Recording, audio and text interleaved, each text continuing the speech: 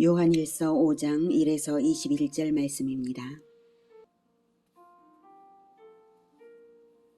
5장 예수께서 그리스도이심을 믿는 자마다 하나님께로부터 낳은 자니 또한 낳으신 이를 사랑하는 자마다 그에게서 낳은 자를 사랑하느니라. 우리가 하나님을 사랑하고 그의 계명들을 지킬 때 이로써 우리가 하나님의 자녀를 사랑하는 줄을 아느니라. 하나님을 사랑하는 것은 이것이니 우리가 그의 계명들을 지키는 것이라. 그의 계명들은 무거운 것이 아니로다. 무릇 하나님께로부터 낳은 자마다 세상을 이기느니라.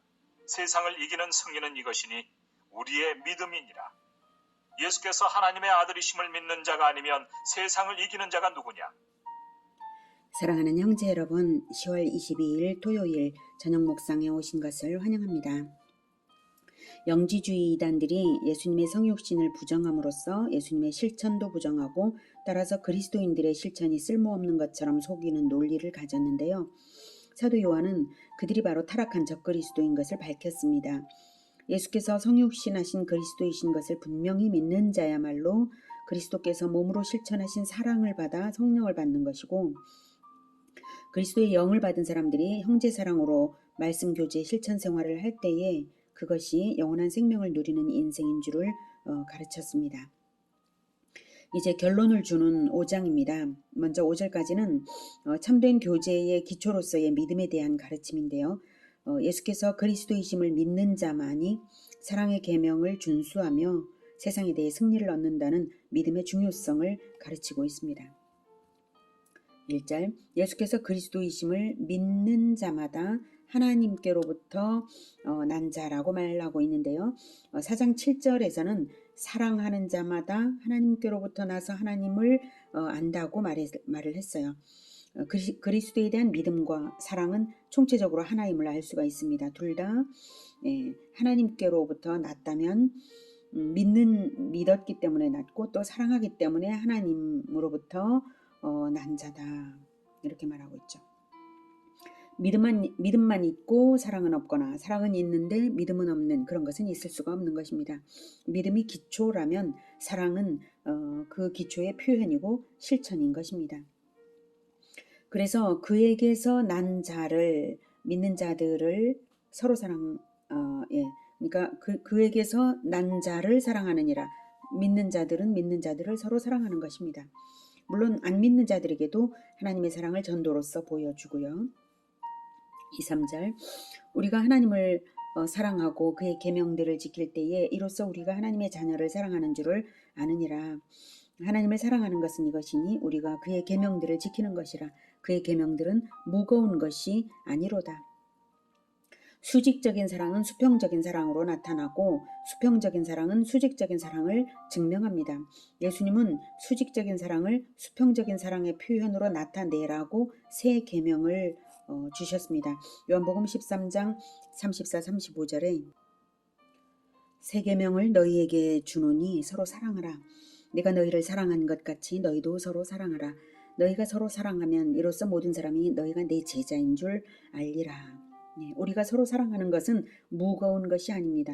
모세의 율법이 매우 무거운 것으로 여겨지고 중압감을 주지만 예수님은 율법의 문자적 규례를 뛰어넘어서 사랑으로서 율법을 완성시켜 버리셨으므로 율법에 얽매일 필요 없이 그리스도만 따르면 되는 것이 바로 예수님의 새 계명입니다. 설령 새 계명을 지키느라 저촉되는 율법 조항이 있다 할지라도 모든 것을 아시는 하나님께서는 그것이 그리스도 안에서 행한 것임을 인정하십니다. 그러므로 그의 계명들은 무거운 것이 결코 아닙니다. 4절 무릇 하나님께로부터 난 자마다 세상을 이기느니라. 세상을 이기는 승리는 이것이니 우리의 믿음이니라. 예수께서 하나님의 아들이심을 믿는 자가 아니면 세상을 이기는 자가 누구냐? 올바른 정통 교리에 근거한 예수께서 하나님의 아들이심을 믿는 그런 올바른 교리에 근거한 바른 신앙은 결국 사랑의 계명 준수로 나타나는 것입니다. 이것으로써 세상에 대해 승리하고 이단에 대해서도 승리합니다. 예수께서 하나님의 아들이심을 믿는 자는 두려움 없는 사랑을 하게 되므로 세상을 거뜬히 이기고 무적의 사람들이 되는 것입니다. 하나님의 아들의 사랑을 하나님의 아들의 생명값으로 구원받았잖아요. 하나님의 놀라운 사랑을 받았기 때문에 두려움 없는 사랑이 가능한 것입니다. 그래서 이깁니다. 올바른 진리 위에 세워진 올바른 사랑, 이것이 절대 승리의 비결입니다. 6절. 이는 물과 피로 임하신 이시니 곧 예수 그리스도시라. 물로만 아니요 물과 피로 임하셨고 증언하는 이는 성령이시니 성령은 진리니라. 증언하는 이가 셋이니 성령과 물과 피라. 또한 이 셋은 합하여 하나이니라. 예수님이 물과 피로 임하신 분이시라는 것은 예수님의 공생애의 시작점과 마침점을 말하고 있습니다. 시작점에서는 요한의 물 세례로서 하나님의 아들이심을 하늘이 열려서 음성을 듣고 대중으로 하여금 알게 하셨죠. 이는 내 사랑하는 아들이니, 이렇게 이는 내 사랑하는 아들이요 내 기뻐하는 자라, 이렇게 하늘에서 소리가 들렸습니다. 그래서 물이 그분을 증언합니다. 하나님의 아들을 증언합니다. 마침점에서는 십자가의 피로써 역시 하늘이 캄캄해지고 기상이변이 일어남으로써 대중에게 하나님의 아들이심을 증거하셨습니다. 그리고 부활로서 믿는 자들에게 나타나셨고요. 그리고 그 모든 사역의 결과로서 성령을 보내심으로써 진리이신 성령이 성도에게 내주하셔서 예수님이 하나님의 아들 그리스도이심을 내적으로 증언합니다. 그래서 성령과 물과 피가 다 합해서 한 가지 진리, 즉 예수는 그리스도시요 하나님의 아들이심을 증언하고 있는 것입니다. 이렇게 계획하시고 이대로 되도록 언약을 주시고 몸으로 오셔서 반드시 세례를 받는 육체로서 세례를 받고 피를 흘려서 죽으심으로써 죄의 대가를 치르고 성령을 보내시는 것, 이렇게 계획하시고 이대로 되도록 언약을 미리 주시고 이대로 성취하신 분은 바로 하나님이십니다.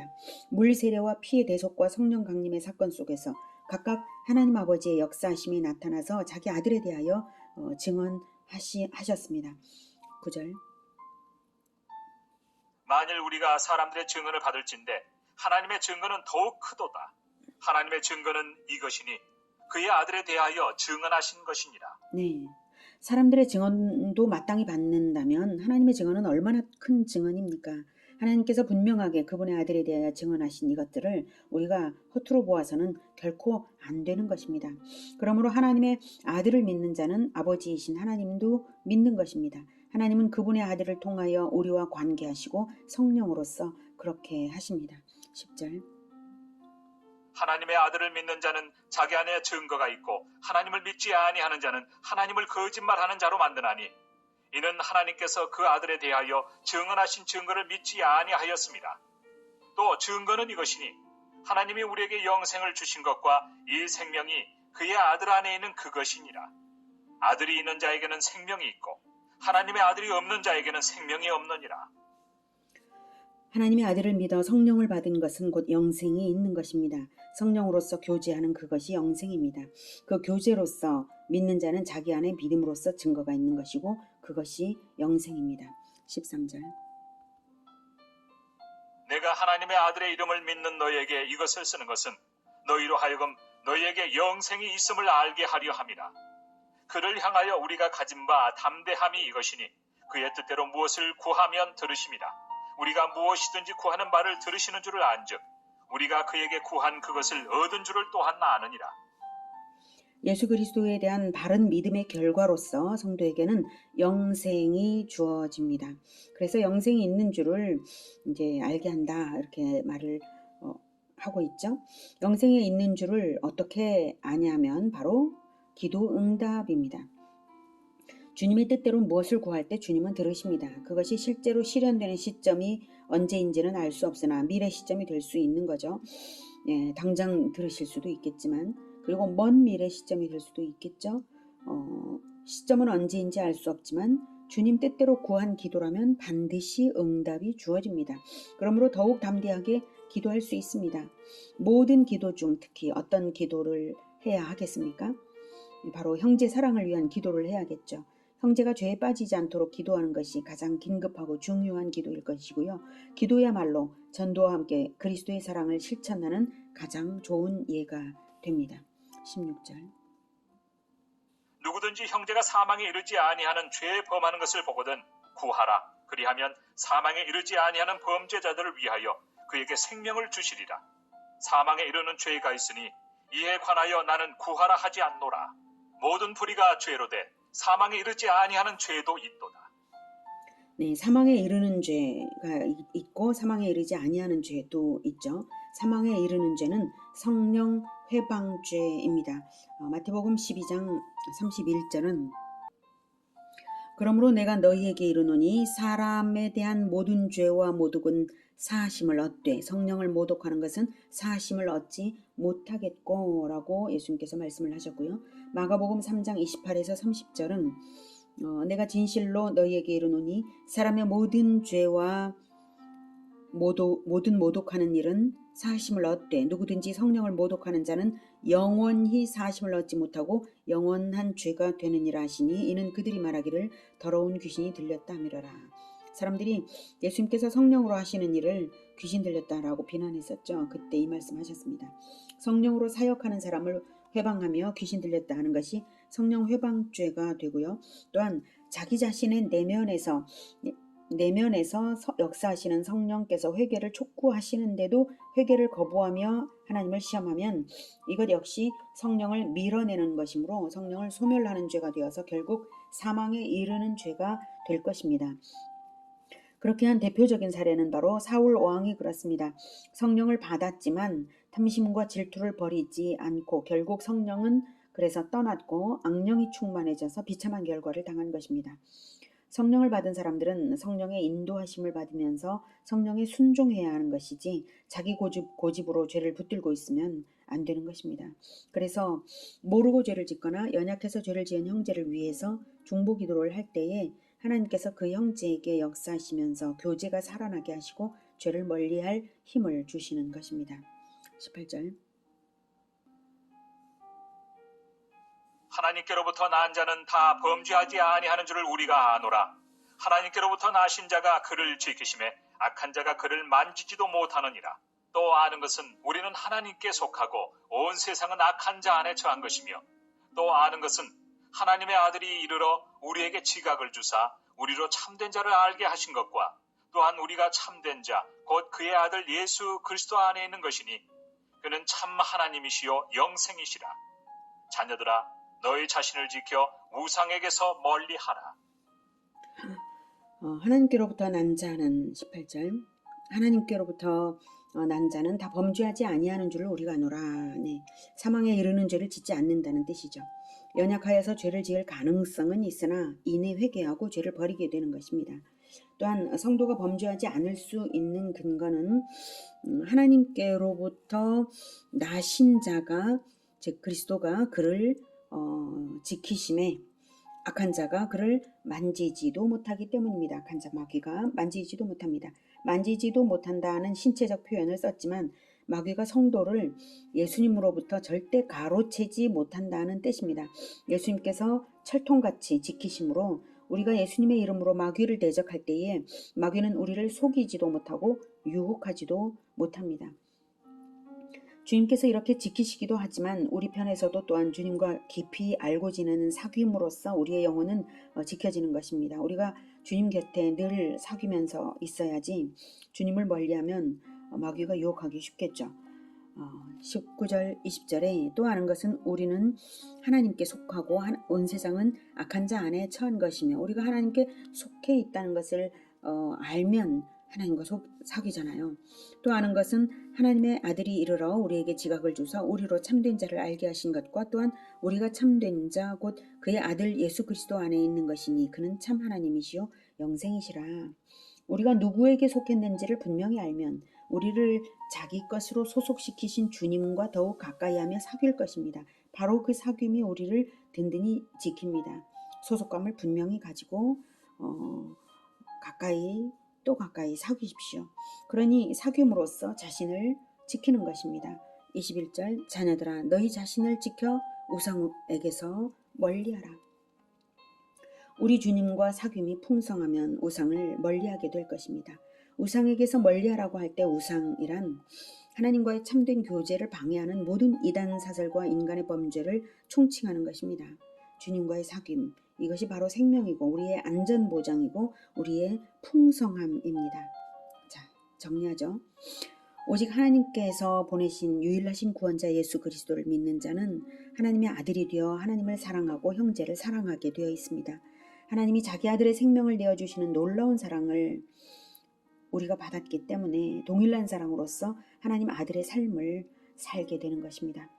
둘째, 하나님을 사랑하면 계명을 지키며 하나님의 아들이면 세상을 이깁니다. 셋째, 하나님의 아들을 믿게 하는 세 가지 증거가 있는데요. 물과 피와 성령입니다.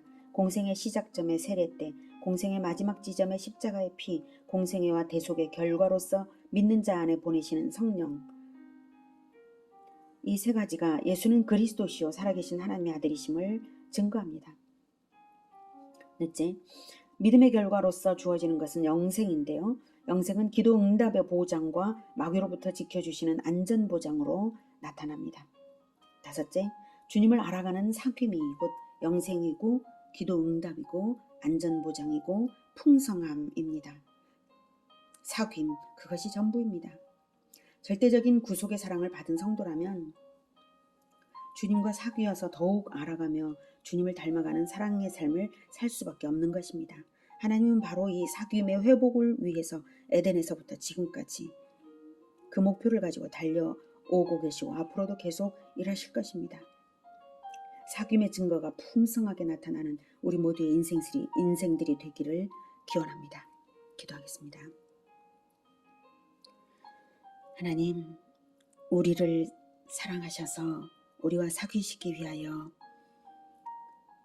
언약을 주시고 언약대로 이루시고 지금도 우리에게 언약을 주셔서 믿게 하시고 성취하여 가시는 것을 감사합니다.